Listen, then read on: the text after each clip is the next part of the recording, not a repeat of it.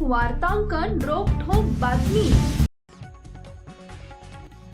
उसने दिलेले 25 लाख रुपये परत द्या आणि वडिलोपार्जित जमिनीचं वाटप करा अशी मागणी केल्यानं संतापून भाऊजाईसह तिघांची शुक्रवारी दिनांक 1 रोजी मध्यरात्री निर्गुण हत्या करण्यात आली।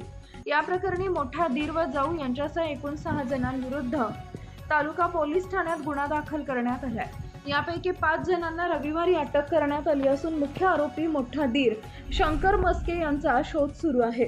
शंकर उर्फ पप्पू दत्तात्रय मस्के वय वर्ष 48, राणी शंकर मस्के वय वर्ष 42, दीक्षा शंकर मस्के, धीरज शंकर मस्के, सूरज माधवराव मोरे व सचिन शिवाजी वाघमारे सर्व राहणार बोरामणी तालुका दक्षिण सोलापूर अशी गुन्हा दाखल झालेल्यांची नावे आहेत।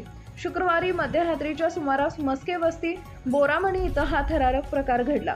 गायत्री सुधाकर मस्के, प्रियंका सुधाकर मस्के आणि शिवराज सुधाकर मस्के या तिघांची झोपेत असताना तलवारीनं सपासप वार करून हत्या करण्यात आली।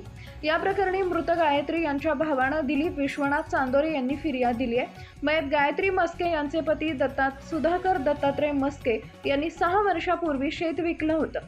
त्या विक्रीतून मिळालेल्या रकमेतून 25 लाख रुपये शंकर मस्के याला कोठडी मिळाली।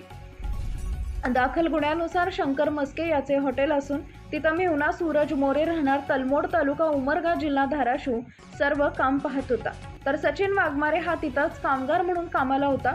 मुख्य संशयित आरोपी शंकर उर्फ पप्पू मस्के हा घटनेनंतर पसार झालाय। त्याच्या शोधासाठी सोलापूर तालुका पोलीस ठाण्याची 3 स्वतंत्र पथके तसेच गुन्हे अन्वेषण शाखेचे एक पथक कार्यरत आहे। लवकरच त्याला अटक करण्यात येईल असं पोलिसांनी सांगितलं आहे। महाराष्ट्रातील महत्त्वाच्या आणि ताज्या बातम्या पाहण्यासाठी आमच्या जय हो न्यूज चॅनलला सबस्क्राइब करा आणि बेल आयकॉन प्रेस करा।